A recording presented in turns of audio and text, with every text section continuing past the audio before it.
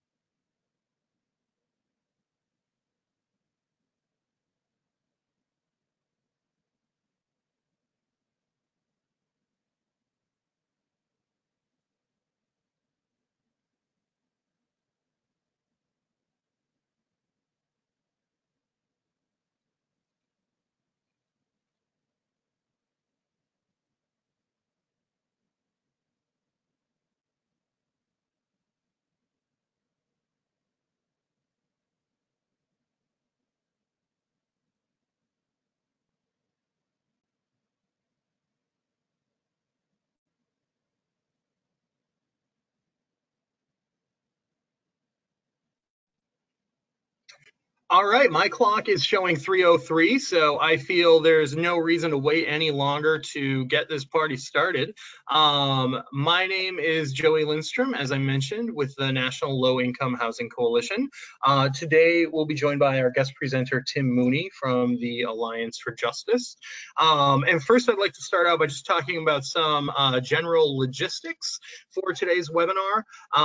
Of course, and as always, Brooke, could you go to the general logistics slide, please? Of course, and as always, we'll allow time at the end of the webinar presentation for questions. If you have a question, please use the Q&A box in your browser that should appear on the right-hand side of your screen. You can also use the raise hand function when we get to the questions portion. And since we have a fairly moderate group today, we can definitely unmute folks who raise their hands to ask questions. If you're experiencing any technical difficulties with the webinar, for example, if you can't hear me right now and you're just seeing slides, well, shoot an email to Brooke Shipwright at that email address there. And Brooke is running the technology for us today, so she'll be in charge of any of the sort of technical questions and issues. So our presenters today are myself on the right-hand side of the presenters slide, wearing a fashionable bow tie as always, and then Tim Mooney from the Alliance for Justice, wearing the more conventional necktie sort of ascot approach. So Tim will be our other presenter today, and he really brings the gravitas of the Alliance for Justice and their expertise on advising nonprofits who are concerned with the legal matters involving election and advocacy engagement. So let's go through our agenda for today. We have up first just a quick review of the Our Home, Our Votes 2020 project. For those of you who were on our launch webinar in July, the first 4 or 5 slides will be a little bit of review for you. But for those of you who are new to this effort, we want to just spend a couple of minutes getting you familiar with what we're working on and why we think this is so important. Then we'll shift to the legal considerations for 501c3 organizations, and that will really be the meat of today's presentation. We covered some of this in our launch webinar in July because we know it's always a question on top of mind for organizations in our network, is how can they engage in elections and make sure that they are still protecting their 501c3 status. Today, we're really going to dive deep into those issues and those questions and concerns, and we're lucky to have Tim with us for that. Then we'll do some question and answer, and then I'll share some updates on one of the sort of biggest things that we've done on Our Homes, Our Votes over the last few weeks, which is launched this pretty ambitious and pretty comprehensive series of webinars and podcasts that will be taking place until just after the election in 2020. So Brooke, the next slide is our introduction slide. And for those of you who haven't participated in Our Homes, Our Votes in the past, you can see that there are 3 essential parts of the campaign on the graphic on the next slide. It's mobilization, registration, and education. Obviously, we need a lot of registered voters in order to really have an impact in our campaign, but we need those voters to both know how to vote and know who they might want to vote for based on candidate statements on housing and homelessness. And once those voters are educated, we need to get them to the polls and mobilize them. You'll see that we have a lot of tools and resources online, including some of our shareable images like the I'm a Renter and I Vote logo that you see there. But we really are emphasizing our homes, our votes moving into 2020 for some specific reasons. And on the next slide, you'll see that there's a significant disparity between the voter turnout of renters and homeowners in our country. And this is sort of consistent across midterm elections and presidential elections. Generally, the disparity is about 18 percentage points. In midterm elections, it seems to be just a little bit higher at about 23 percentage points. And this is a disparity that applies not just to renters, but also on the next slide, you'll see specifically low-income people. And so what we'll see is disparities of low-income people in light blue who have incomes below 20,000, and in the darker bar, on the next slide, Brooke, if you could, on the darker part, we've got people with incomes above 100,000. And this is actually an even greater disparity than when you look at just renters versus homeowners. And so what we see is high-income homeowners are far more likely voters than low-income renters. So it shouldn't surprise us then that the policymakers who are elected by all these voters focus their attention to high-income people and to homeowners. We need to address this disparity in order to bring greater attention to the issues we care about in Congress and at all state and local legislatures as well, right? So we're working very hard to make sure that the voting electorate reflects the opinions of people throughout the country and how they feel about housing policy. Our Opportunity Starts at Home campaign, next slide, recently conducted a poll of opinions of people as they see housing problems in their areas. And we know that 83% of the public agrees that elected officials are not paying enough attention to the cost of housing and the need for more housing. And 76% say they're more likely to vote for a candidate that has a detailed plan for making housing more affordable. Many of you who have been tracking us through social media and keeping up to date with our updates online have seen that we've been engaging presidential candidates very specifically to get them to speak more deliberately about housing affordability and homelessness throughout the debates and throughout the ongoing election process. We've had some success. More than 12 presidential candidates now have released their sort of public position on affordable housing and programs that will address the housing shortage. And we're really excited to see more and more of that dialogue unfolding. This is because 8 in 10 people in the United States say the presidents and Congress should take major action to make housing more affordable for low-income households. And so our candidate engagement is another important piece of our ongoing efforts. And so with that kind of introduction to our campaign and what it is we're hoping to achieve, let's get into our issue for today, which is legal considerations for nonprofit 501c3s who want to engage in elections, who share our goal of making sure that low-income renters have an equal voice in the upcoming elections, but organizations that want to conduct this work in such a way that they don't threaten their 501c3 tax-exempt status. So to walk us through some of these technical matters and to get into some of the details, we've reached out to our longtime partner, Alliance for Justice. Many of you know that they have a very, very important initiative called Boulder Advocacy, in which they produce tools and resources for 501c3s that want to do exactly this work. We're really lucky to have Tim Mooney, who directs the Boulder Advocacy campaign from Alliance for Justice with us today. And I'm just going to turn it over to Tim to go through some of these legal considerations. Take it away, Tim. Thanks, Joey. Really appreciate it. And thanks everybody for joining in today, enjoying hopefully a nice, beautiful afternoon where you're at. We're going to be spending the next half hour or so talking about election season advocacy and how you can keep it legal as a 501c3. As Joey mentioned, I'm with Alliance for Justice. We are a national association of 130 organizations representing a broad array of groups committed to a progressive society, and we've been at this since 1979. You may know us from our judge work and Access to Justice program. On my side of the office, as Joey mentioned, we are the Boulder Advocacy Project, and we do a lot of work to help you as nonprofits be better advocates and follow the rules. If you go on to the next slide.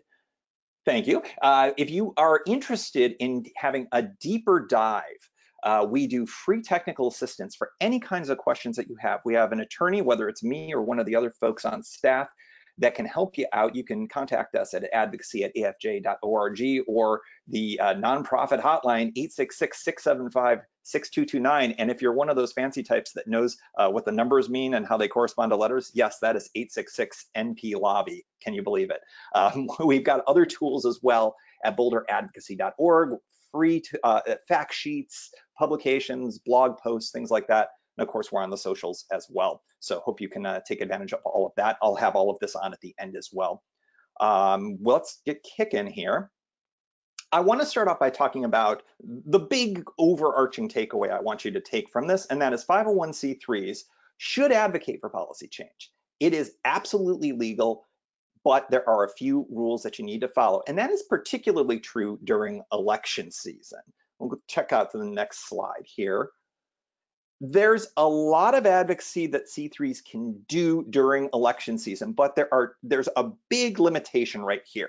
And that limitation is that you cannot do anything as a 501c3 under federal law to support or oppose a candidate running for any public office. You can't influence an election. You can't do anything that even gives the slightest whiff of support or opposition, whether you mean to do it or not, whether it's explicit or implicit. If you cross that line, then you get into some deeper trouble with the IRS.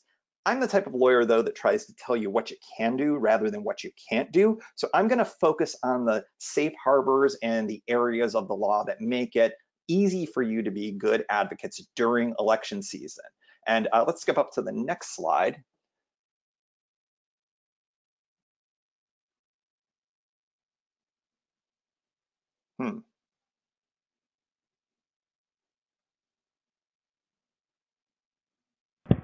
Hi, this is Brooke. I have switched it to the slide, but it doesn't look like you all can see it.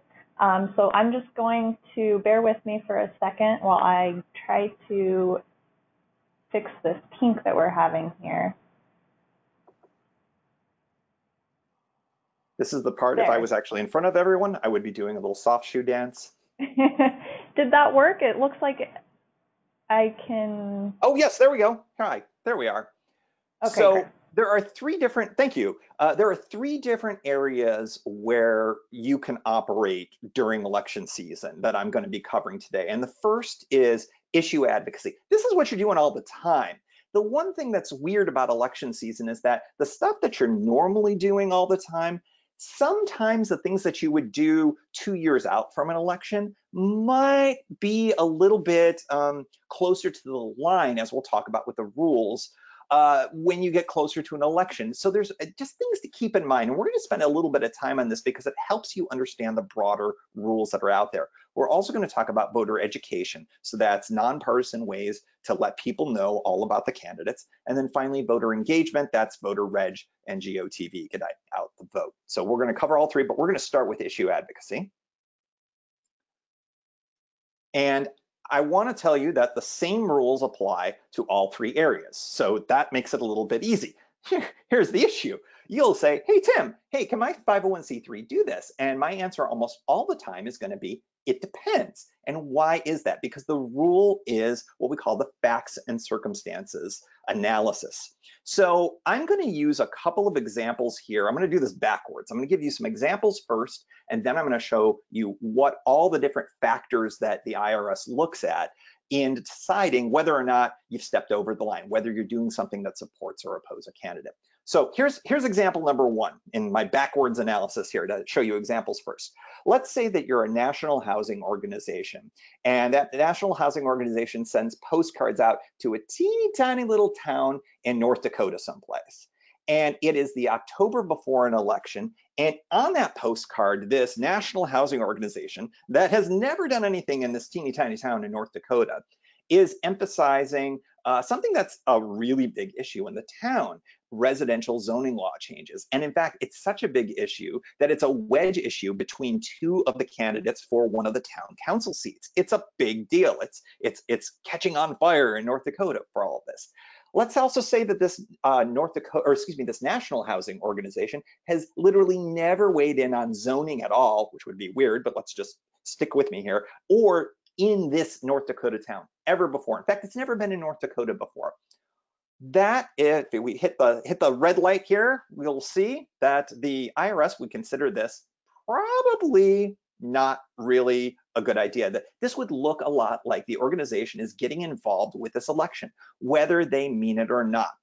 So let's go to the next slide after we see red light.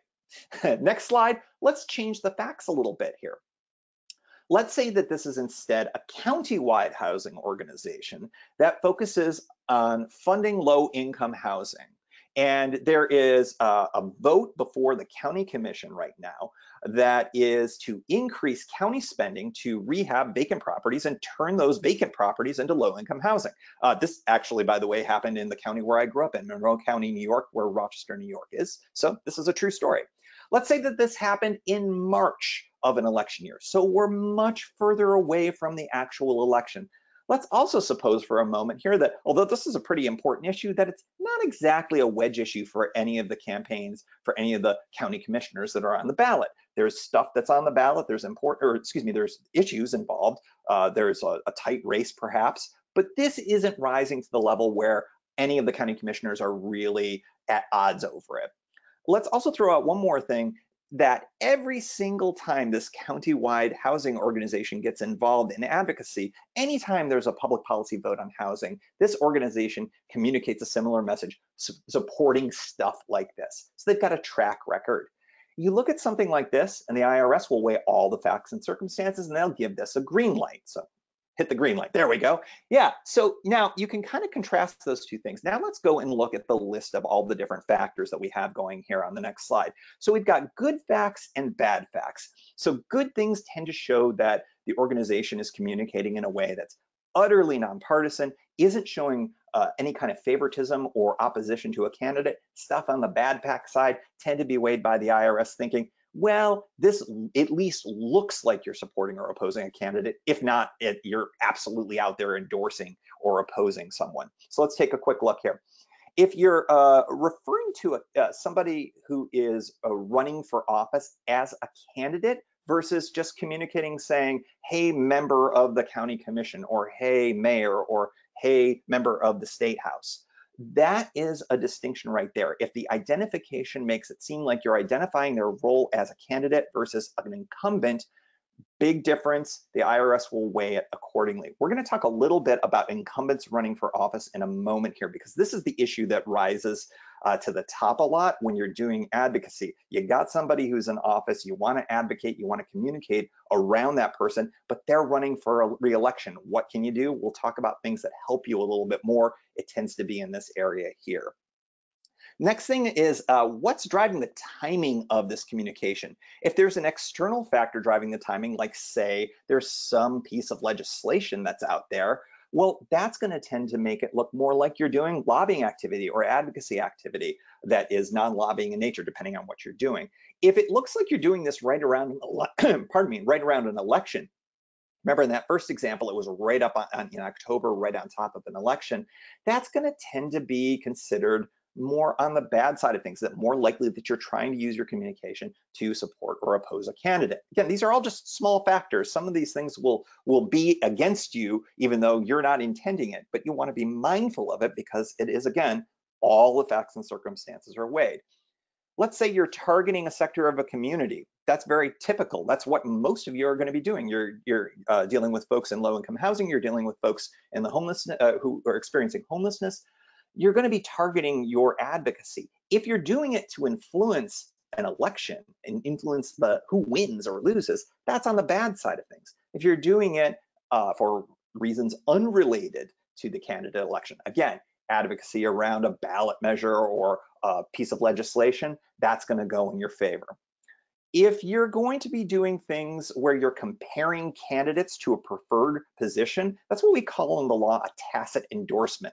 So let me give you an example. Let's say that you're saying there's a person who's running for office and you highlight the fact that they are the best on this issue and just want everybody to know that this person who's running for office agrees with us 100% on this issue. And we just thought you'd want to know that.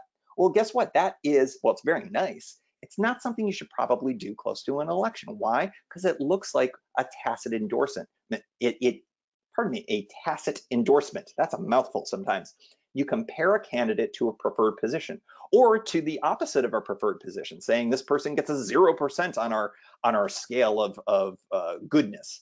That looks like you're opposing them. But if you're just giving out facts about the office holder relative to your position, that's going to be okay, but you want to be careful here, because if it's just one issue, it's what we call a single issue litmus test. We're going to talk a little bit more about this in the context of the voter education stuff in a moment. Again, these are all just facts that are thrown into the hopper, and you get a little bit of balance, whether it's on the good side or the bad side. Last but not least, if you've got a history of working on a set of advocacy issues, that tends to be much more in your favor than if you're just parachuting in at the last second saying, this person's bad on housing. Because if you did that, then that looks like, especially closer to an election in that timing element, that's going to tend to look like that you're trying to say, hey, this person is bad on this issue or great on this issue, and we just want to let you all know as voters, kind of a thing. That's not okay, generally speaking, for 501c3s to do in certain circumstances. Now, there's other circumstances where we can ameliorate some of these things, and we are existing in some safe harbors in some of the voter education stuff that we're going to get to.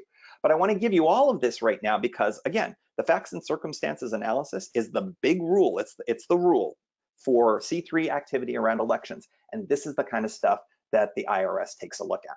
So let's take a look at the next slide here. And I wanted to get to risk tolerance. As I said at the top of all of this, you know, I'm not going to be able to give you a great example of whether or not it's okay or not often. Why is that? That's because, frankly, the facts and circumstances analysis, the end result of it is a little bit mushy. And ultimately, when all is said and done, I or any other attorney or anybody who understands these rules, they'll take a look at all of this and they'll say, well, let's see, you've got a lot of stuff in the good column, but you got something in the bad column here. So that means that you've got some element of risk involved if you're doing that activity. So how much risk are you as an organization willing to take on that? If it's a really, really life and death important issue, it's the #1 issue, you might be willing to take a little bit more risk than you would normally. If it's a lower target issue, it's something that maybe isn't as big of a deal for your organization, well, maybe you're going to be much more risk averse. Maybe you've got a whole bunch of different factors in here and you as an organization are very risk averse and you don't want to come anywhere near anything that's problematic. Well, that's how you're going to follow all of this, because ultimately speaking, I can say if something is low risk, high risk, you know, that's why I used green lights and red lights. I mean, there's very few things out there in these rules that give you absolute answers on all of this, really only at the margins. So the question that you have to ask yourself is, what is your risk tolerance when it comes to all of this? So let's take a look at the next slide here.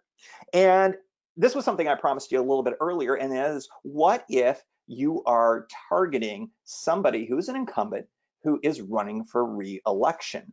What are the types of things that you have to do when you're advocating and you're doing communications around them? Whether you're doing public communications like this example here, where you're referring to somebody who's running for office, but you're focused on policy, or it's something analogous to all of that. This is a great example here from the Southern Poverty Law Center, which is a pretty well-known 501c3. And you'll see it says, under Trump, we'll see an all-out attack on every federal program that helps low-income people. Okay, so is that okay? Well, it is, and it's safe because why? It's focused on policy issues, not the candidate. It doesn't even mention that that Trump is running for re-election, even though he clearly is. It's fine in that sense because, you know, he's still the president, he still has policies, and the organization is going against them, or at least disagrees with them. But it's not done kind of in an attacky kind of way.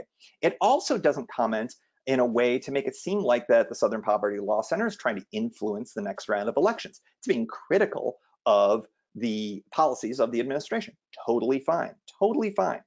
You don't want to comment on personal characteristics at all. That, of course, isn't happening here. So, you don't have to worry about it in this example here. But every once in a while, you'll find communications out there that will be critical about them as individuals, or worse, as candidates.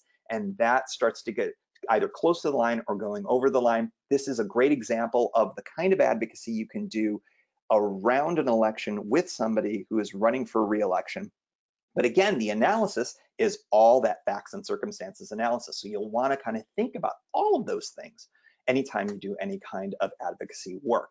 And I spend a lot of time on this because I think it's the easiest way to show you all what the rules are. And this is, again, stuff that you're going to be doing whether it's election season or not. It just sort of changes things as you get closer to election season. So let's take a look at the next slide here.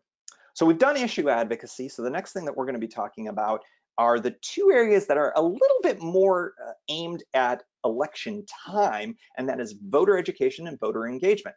Voter ed, educating voters in a nonpartisan way about candidates. There's a few ways that you can do it, and these are all IRS safe harbors. And what do I mean by that? These are specifically laid out in regulations by the IRS as being okay for 501c3s to do if you follow all of these rules. If you deviate a little bit from what I'm about to tell you, it doesn't mean that you're breaking the law or that you're going across the line, but we're back into what we talked about before, the facts and circumstances analysis. So let's take a look here at the first thing, and that is debates and forums, all right?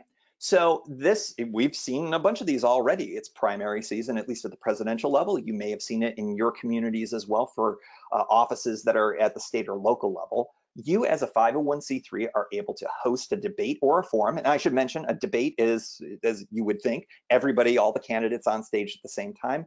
Forums would be a single event where each of the candidates come one at a time, one after each other. At least that's how the safe harbor is written by the IRS.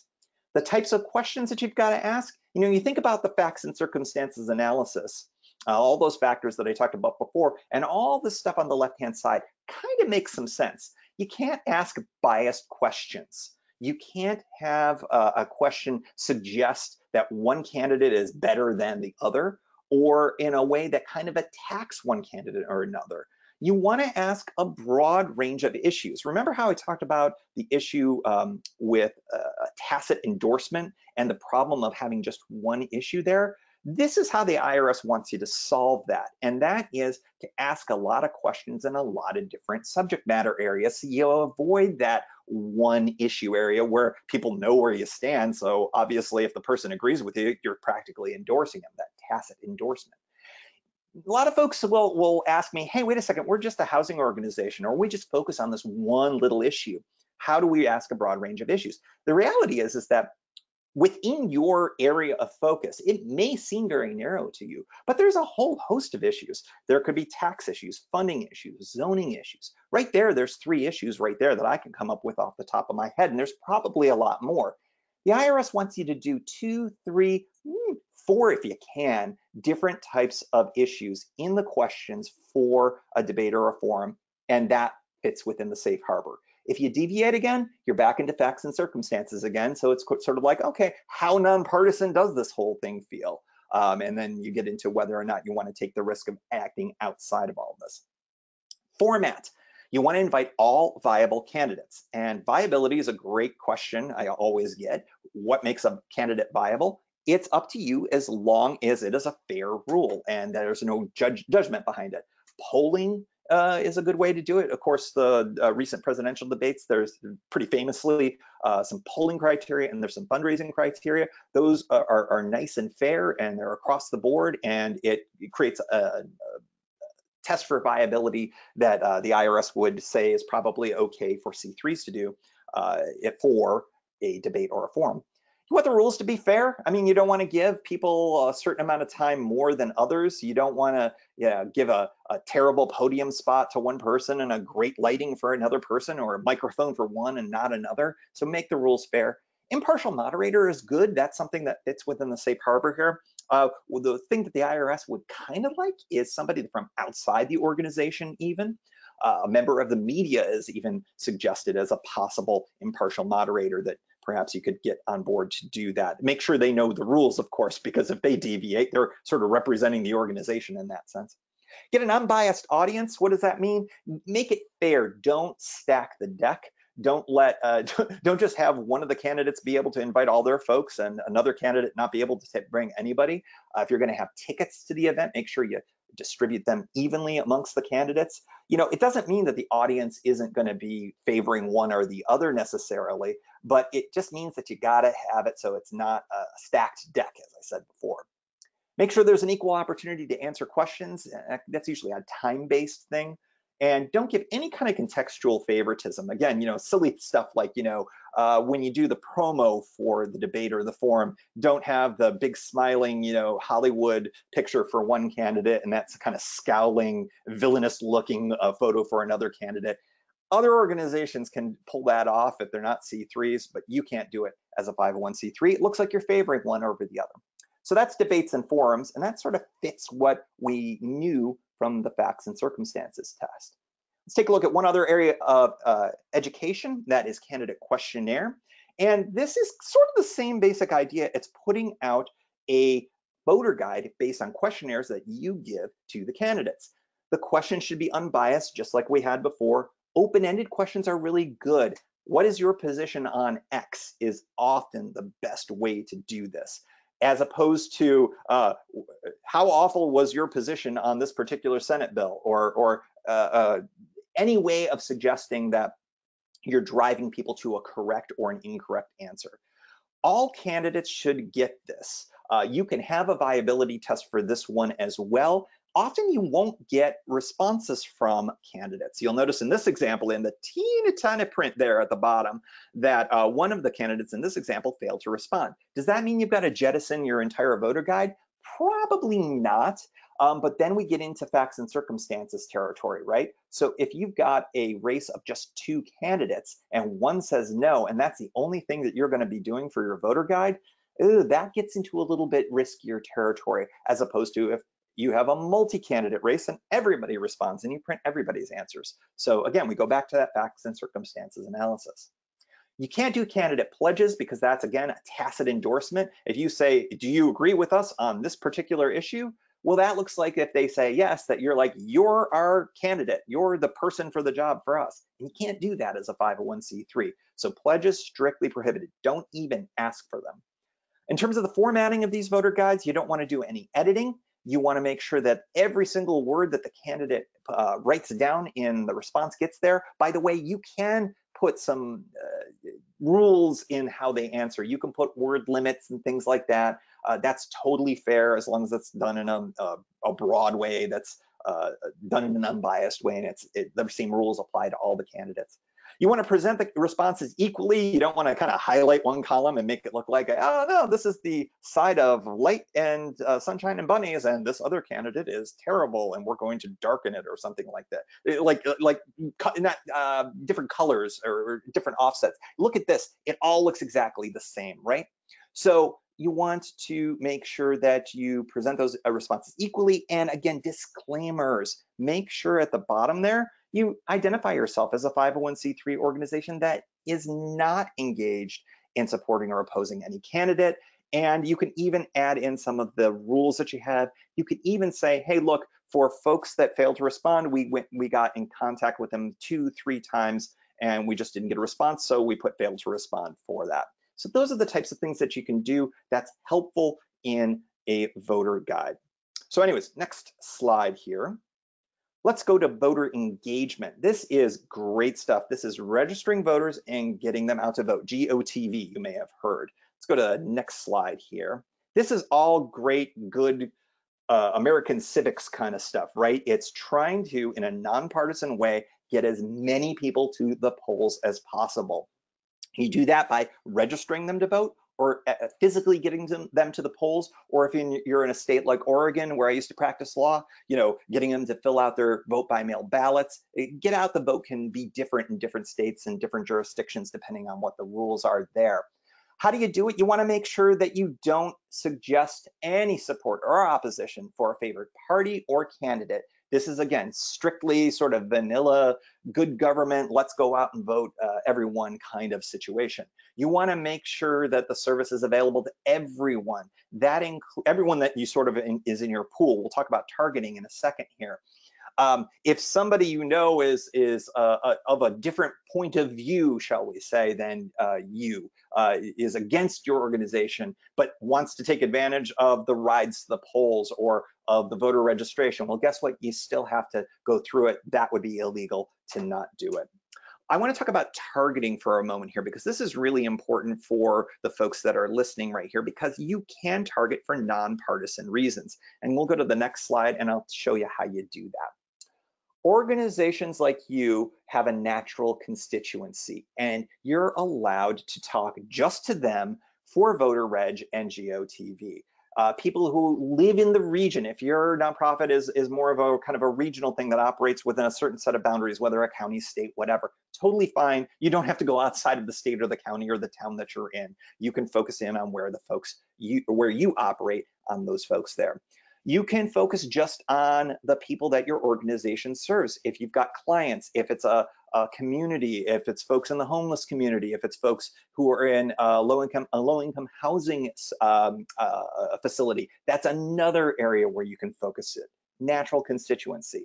Can also be folks that your organization hopes to serve as well. So maybe they're not in any of those categories, but they're folks that you're hoping to serve eventually down the line.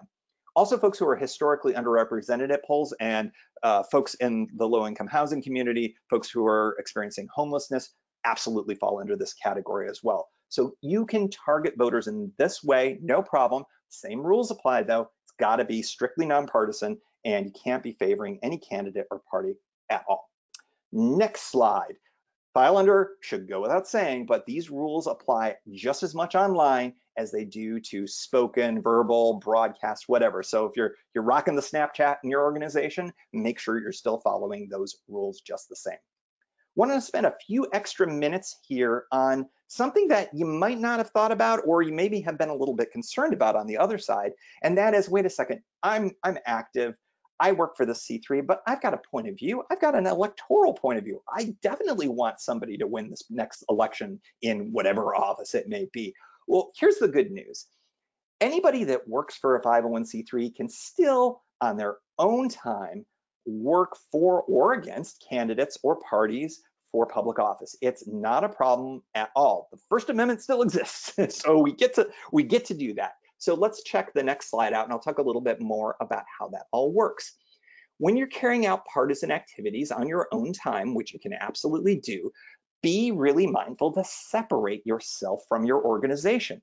Don't use your organization's resources. Don't do it while you're being paid. For instance, don't do stuff while you're at work. Don't use work email. Don't use the copier. Don't lean on the organization's reputation if you're trying to be doing partisan work at all.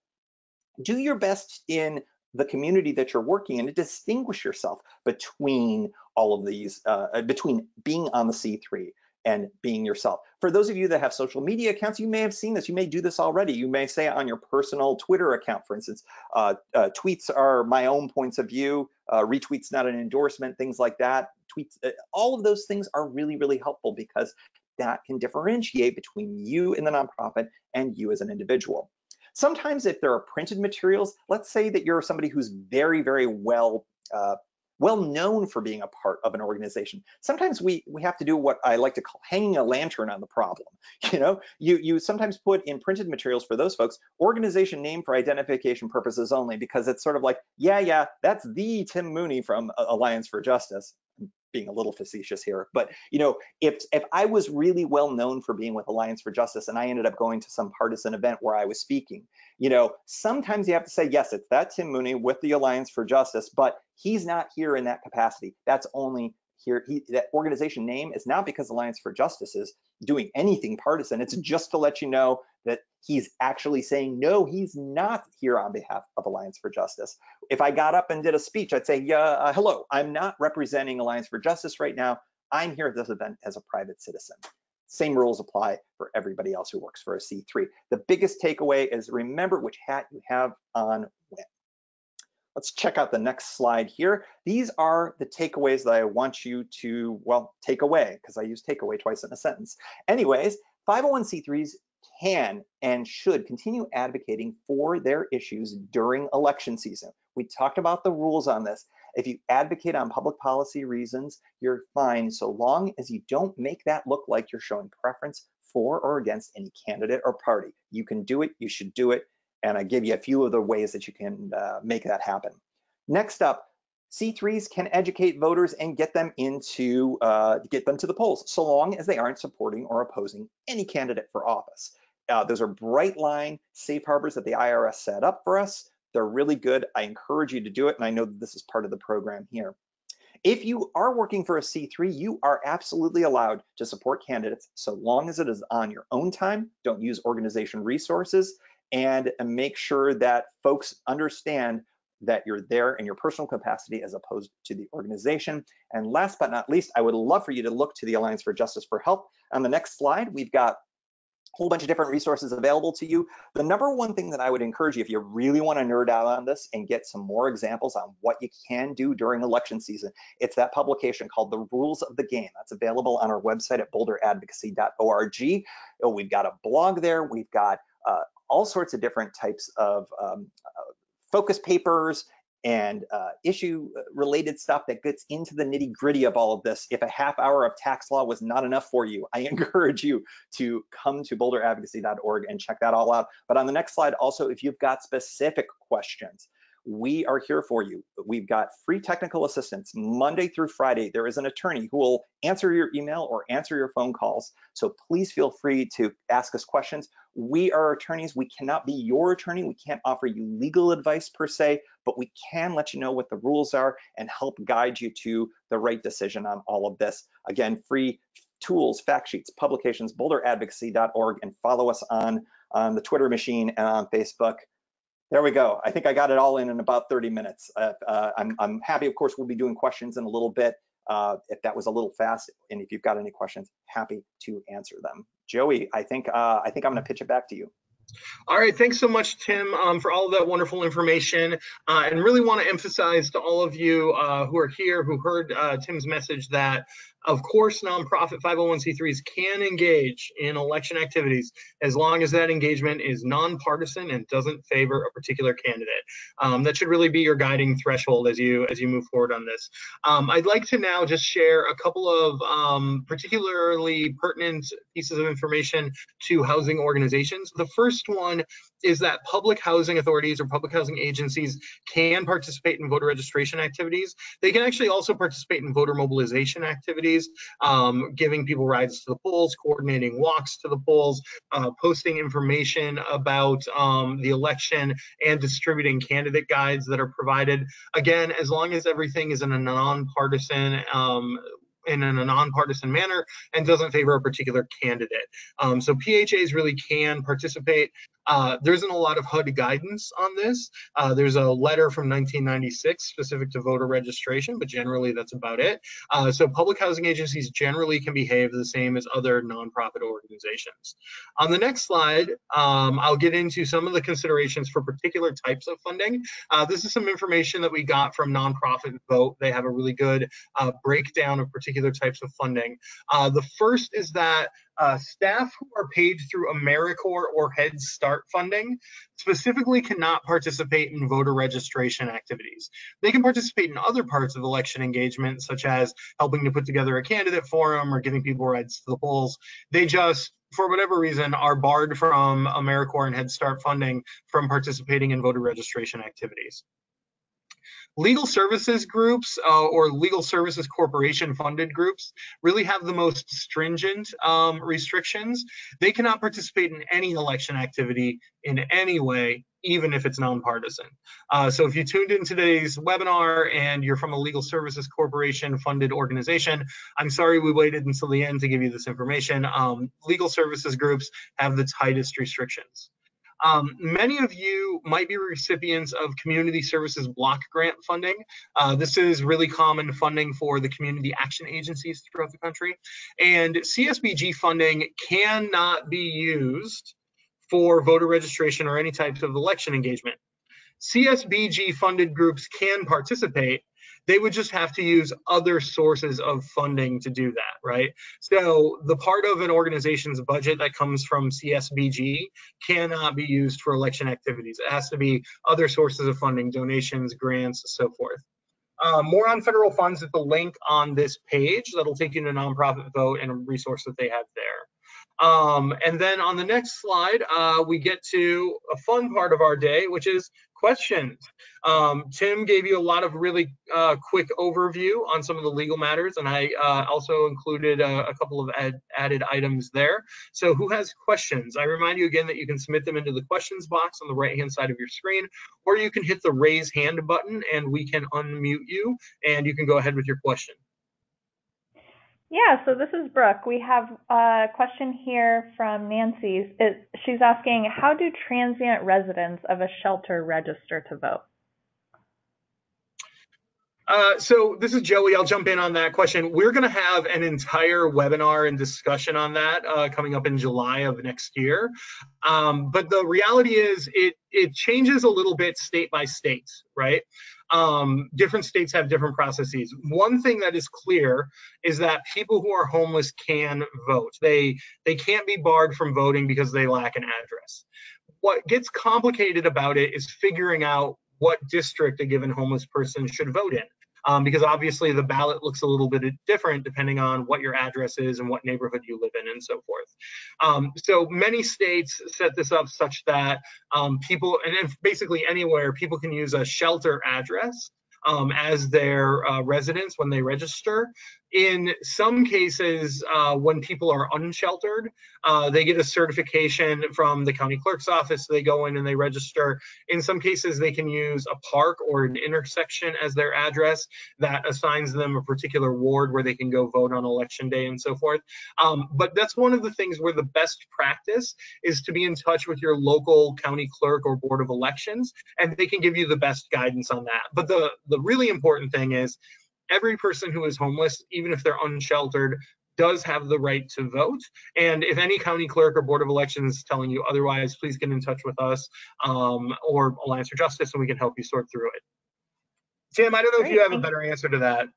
No, that's exactly right. And it does change quite a bit depending on which jurisdiction you're in. So I would really, I'd echo what you said, make sure you talk to the county clerk in particular, because even different counties will sometimes deviate within a given state. So make sure you know what your local laws are for all of that. And we are going to work on some best practices to put on the website. And like I said, there will be a specific webinar on this topic coming up in July. Great, thank you. So we have another question here regarding candidates. Is it okay to give an elected leader an award or publicly thank them on an important issue? Is this something to be avoided during an election year? I'll take that one. That is a great question. And the answer, we go back to our facts and circumstances analysis with all of this. Generally speaking, you can give an award to an incumbent celebrating their, their stances on a single issue, multiple issues, for getting a particular piece of legislation passed, whatever you want. That's not a problem if it's issue-based. But when you do it is something to consider. The closer you get to an election, well, think about that for a second. It's a single issue and it's showing praise. So we get into that area where I talked about before that it could look like a tacit endorsement, which is not okay. Again, even if your intentions are pure as the driven snow and you're like, hey, no worries, this is all issue-based, the IRS could still say, yeah, but it looks like you're endorsing this candidate because that person is running. They're not just an incumbent, they're also a candidate. So I would say if you're interested in giving an award, do it away from the election if it's at all a possibility. And I think that it would be a much riskier activity the closer you get to election day. There's nothing that suggests that it's absolutely across the line, but I think that I would caution you greatly if you're looking at giving a member of the county commission an award after Labor Day of an election year. It looks a little bit too tight and a little bit too much like a tacit endorsement. Great, thank you. So we have another question here from Barbara. What about board members of a 501c3? Can they participate without risking the nonprofit? That goes back to some of the stuff that I was talking about before about, hey, you're allowed to do things on your own time that are very partisan. You can support candidates, you can support parties, you can do whatever you want. The trick comes in every once in a while where folks who are on the board will want to kind of pull in the organization's name as a part of all of that. And then that can be a problem in one direction, but not necessarily the other. So let's say that it's a person who's running for office who says, hey, I happen to be on the board of directors for this particular charity. That's actually not as big of a deal, because what they're doing is they're basically giving a CV. Hey, I'm involved in the community, I do these types of things. It's no problem. The reverse is not true, though. You can't say, hey, by the way, we're this nonprofit and one of our board members is running for elective office. That starts to get more dangerous, because what does it look like? Again, back to that tacit endorsement situation where you've got the charity, the 501c3, that's out there saying, hey, here's somebody that we get along with really, really, really well. Oh, by the way, did you know they're running for office? See what I'm saying there? That looks like a tacit endorsement, as opposed to the flip side where it's the candidate that's identifying a relationship with the C3. That's not as big of an issue. The IRS wouldn't consider it as big of an issue. But what the C3 does afterwards, better to keep it quiet. Better just let things lie. Don't say yes, and we're very happy that they're on our board. Once they make that linkage there, the C3 has to be probably a little bit more circumspect in making any of those kinds of links. Again, because it looks like they're supporting that person in their role as a candidate. This is Joey. I'm just going to jump in with a quick reminder that as long as a particular board member is not being partisan in their activities, there are really, of course, no restrictions, much as it would be true for staff or volunteers of an organization as well. Absolutely. Yeah, same rules would apply. Great. So Kimberly says, we are a new C3. We focus on homelessness and low-income seniors and would like to educate the community on issues in voting. Are we allowed to do that since we have not done this before? Absolutely. Just as long as this is Joey, just as long as you're remaining nonpartisan and not supporting any particular candidates, it's absolutely within your role, as long as what you're informing the community about fits the mission of your organization. That's a really essential role for you to play, definitely. Great. One more question here. If we provide candidates an opportunity to meet with our residents and we invite all relevant candidates, are we being partisan if only one particular candidate takes us up on our offer? Obviously the intent, it sounds like, would be no, you wouldn't be. I think that the analogy that I would draw is the voter guide example that I gave you there. If let's say you've got a county commission, I keep going back to county commissions, this is my example here, where you've got maybe 5 people who are running, and you invite them all to come in and speak, and 4 of them decide to come and 1 doesn't. Well, that's probably not going to be a problem. It's the fact that you made the effort, you gave the invites, you can probably prove that very easily. Then I think that you're very much in a safe place. Let's say that it's just 2 candidates, though, running for a particular office, and 1 decides to come and 1 doesn't. That's when things get a little bit closer to the line. I'm not going to say that you can't do that, but we would go back to, is your organization willing to take more of a risk or less of a risk around these types of issues? Because having a 2-candidate race where only 1 decides to show up, that starts to show that possibly maybe it could be perceived that the organization supports the person who showed up versus the person who didn't. So it's a risk assessment thing that your organization is going to want to decide before the event ends up happening. It may be, for the more risk-averse organizations, better for them to pull the plug at that point. But If you're willing to take a little bit of a risk on that, knowing that, okay, we invited both of the candidates, not all of them decided to come, we're willing to take the risk that it could be perceived that it's looking like we're supporting this one candidate over the other. That's a fair point of view if you're willing to take on that risk as an organization. Great. Seeing no other questions, I'll turn it back to Joey to finish things out. Sure. I just want to really quickly remind people of some of the topics that we'll be exploring on our future webinars. By signing up for this webinar, you are signed up automatically for the future 14 episodes in this series. As I mentioned, some will be webinars and some will be podcasts, and we're deciding out which will be which as we go along. And you'll be notified, of course, if any given webinar is a podcast, and you will find that on our website and through emails. So to just go over some of the topics that we're going to be exploring, and again, these will always be on the third Thursday at 3. We're going to be holding that on your calendar moving forward, and we're going through November of next year, so right at the end of the year. So next month's webinar is developing a voter engagement plan and doing some of the planning work that it takes to have a good voter registration and turnout drive. Then in November, we're going to talk about some of the helpful tools and partners. You met Alliance for Justice today, but there are so many other additional organizations that have really helpful tools and resources that you can use, and we want you to be aware of them and how to find them, of course. Voter registration part 1 is what we'll do in December, right before the holidays, and that's where we're going to get into some of the messaging, voter registration events, best tips for canvassing, how to overcome voter apathy, and so forth. And then in the new year, we'll turn to voter registration part 2 and talk specifically about registering residents of subsidized housing and how to find where subsidized properties are in your community. We did a similar webinar to this last year where we talked about our voter preservation database and how it can be used to target voters who are subsidized renters. In February, we'll talk about the role of housing providers, specifically public housing agencies and also tax credit, property developers and operators, and the role of their service staff and property managers in helping people be registered to vote and update their registrations and get to the polls on election day. After that, in March of next year, we're going to talk about getting candidates on the record, and we'll talk about candidate surveys, town hall events, candidate forums, candidates meeting with residents at certain properties, or doing site visits at your agencies.